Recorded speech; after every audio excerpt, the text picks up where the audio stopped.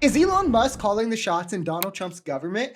Let's watch a CNN panel discuss if there's any merits to this question. Hey you, yes, you. We now have a Substack website where you can help support the channel. For just $8 a month, you can get daily articles exposing the chaos in Trump's first 100 days, a weekly podcast, and other exclusive perks, all while helping the channel grow and defend democracy. This is something that's not just very important to me, but enables us to get our message out to the most amount of people while also being just a genuine passion that I would love to pursue. So for those who have been wondering how to support the channel, how to help us grow, you can sign up now at the first link in our description. Thank you, and let's get back to the video. One of the big dangers is hacking and by foreign governments, et cetera. But you've got a private citizen who was not elected with his fingers in the IT system of this government. Privacy concerns. Not just privacy. I mean, in addition to what you just said about hacking, but I also think one of the things that they're doing is trying to overtake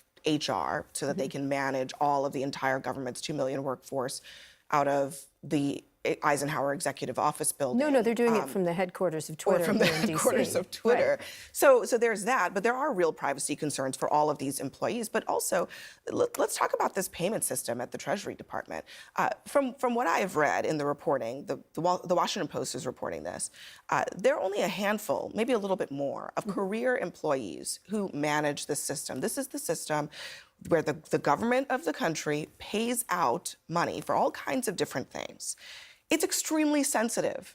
And I don't know who Congress didn't give Doge any power. This comes after reporting that the richest man in the world, Elon Musk, as an unelected bureaucrat, what was that about the deep state swamp again? But without congressional power or an election, Senate confirmation, anything, Musk and his aides have locked federal workers out of their computer systems, including ones that have sensitive personal data from millions of federal employees, sensitive data in such that we wouldn't want hacked or leaked to foreign governments, and even just personal violations, right? But beyond that, Trump is also now sending out emails that mirror ones that Elon crafted for ex-employees, seeming like he's handing that over or outsourcing it to Elon as well, in his attempt to, of course, buy out more federal workers so they can be replaced with loyalists. We're seeing the establishment of an oligarchy of billionaires really starting to take shape and form right before our eyes, and it gets scarier with each day, where Trump isn't even the one seemingly calling the shots, making the decisions,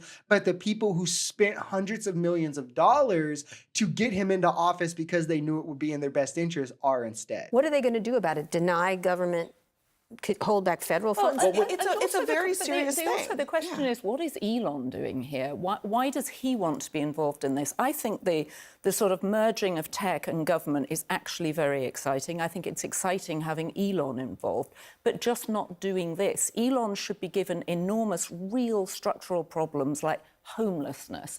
Apply your enormous brain and brilliant creativity, and I love your description of the genius bar, to something like homelessness, where he might be able to make a difference. Yeah. We don't need him fiddling around in the minutiae of government. He's doing it for power, Joanna. He's doing it for government contracts. No, he's doing it for government power at this point. It's beyond contracts. Well, sort of the same thing. Oh my God, I almost spit out my drink when I first saw this. I think that, first off, she's giving Elon Musk's intelligence way too much credit. I really don't think he's that smart at all. And hot take or not, I don't care. I just think he understands business and how to make savvy moves while also not having too much shame to undercut his allies and workers at every step. I mean, just listen to him talk about anything for 5 minutes, literally anything. It's so bad that even the right will be like, oh, he's just autistic, as if like that's how dumb he is, because the right doesn't even understand that autism wouldn't make you speak like that. It's a sensory processing disorder. It's not like an intelligence deficit disorder. It doesn't make you,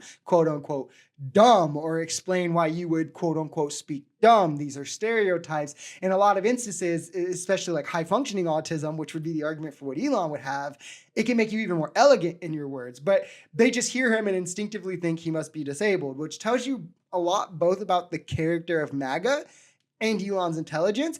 But I wouldn't want Elon over homelessness because I don't think he would ever do anything that's not directly in his best interest. That's why he spent $250 million to get Trump in office and didn't do that to cover something like homelessness. Instead, wanted to be over things like regulation so he could cut spending, so Trump could fit even more rich guy tax cuts into a bill that'll benefit Elon even more in his quest to become a trillionaire, all at the cost of your Social Security and your Medicare and the things that Elon doesn't need to really worry about. His solution for homelessness would be like, let's let corporations buy up all the land and the homeless can live on them if they work 60 hours a week for the corporations for like sub-minimum wage or something. I don't think it's about fixing the payment system, okay? I think it's about them wanting to be able to say, you get paid and you don't get paid. You get paid and you don't get paid. The problem is there is a government in this country that decides who gets paid and who doesn't. You want to be in charge of the data.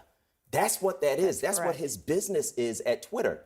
When you don't pay anything for something, you're the product. So when we use Twitter, we're the product, right? And so imagine being in charge of the data of everybody who gets paid.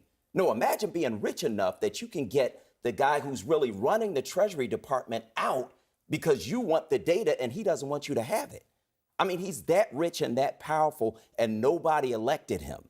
I think that's the scary part. No one elected him, and there's no one to hold him accountable. That's the biggest thing to me. Accountability is the issue with most bureaucrats or bureaucracy really on any level, but on the lower levels especially, they still have a chain of command in which can hold them accountable and is incentivized to do so. They'd have a direct boss. There would obviously be the agent head, like the cabinet appointment, and then in most cases there would be a deputy or assistant as well, all of which are looking over you, have authority over you, can fire you. If you're the agency head, of course, you're also at direct discretion of the president. You could be fired by him if he thinks you're doing a bad job. And there's electoral repercussions that incentivize holding these agencies to a certain standard in which they're expected to meet, even down to those who are unelected. You can have your job for 4 years, or you could have it for 8 years, or you could even have it for longer, depending on what party and who is in office. And ultimately, that comes down to the people, the voters, us to decide. So there is some say in most levels of bureaucracy for voters, though the extent could be argued, obviously, that there should be more, right? But the problem with bureaucracy like Elon, to this level we've never seen before, is that he circumvents all of this. There is no agency boss to hold him accountable. Congress can't hold him accountable. And Trump has shown no willingness to hold him accountable. In fact, even capitulating to him on multiple topics, like he did with H-1B visas, where you can see the evidence of Trump throughout the years being against this. And then Elon says, no, it's a good thing. And now Trump says, yes, it's a good thing. So Elon, now as the richest man in the world, without election, without a democratic process, remember when that was such a big thing for Kamala? Remember when the right pretended like this was so terrible that Kamala became the nominee, even though it was quite literally like the constitutional process? But that was a big thing. But now Elon doing this completely fine, subverting the democratic process, subverting confirmation through Congress even, now has the means and the money and has done so in pushing through legislation or affecting legislation in Congress. We've seen him do it with the spending bill. He got them to deny and then change, to buy votes on legislation, fire federal workers, lock them out of their computer systems and look over and have control of their data, defund agencies, remove regulations. But we're all supposed to believe that this isn't the establishment. What the Democrats were doing was, and this is actually a good thing, despite none of us, the voters or workers, having any say in any of it, not knowing any of this was happening to this level before the election or being told that any of this was going to happen. It's okay and it's totally democratic and American. I mean, like, are we being for real? Are we even kind of being for real right now?